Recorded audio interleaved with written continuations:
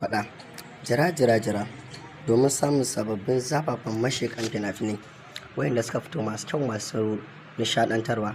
A kodayaushe ba ma barin ku zauna lafiya domin kawo muku zafafan fina-finai wayanda ake shiƙa zalla, babu tausayi, babu ɗaga ƙafa. Kuma a kodayaushe akwai irin fina-finan da kuke so. Kowane kalar fim ne akwai.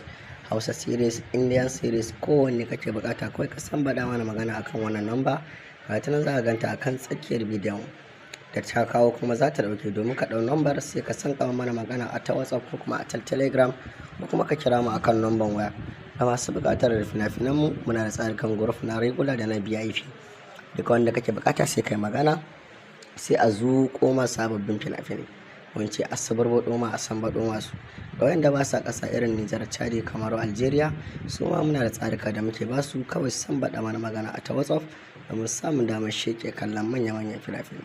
Muna matuƙar godiya da gudunmawar da kuke bamu. Ku dinga danna mana subscribe domin samun sababbin fina-finai a kodayaushe kuma a kullum, domin ba ma gajiya da kawo muku zafafa. Kamfanin Masulta mai farin jini muna kawo muku kowane irin fina-finai, manya-manya da ma ƙanana na ƙananan jarumai nake nufi.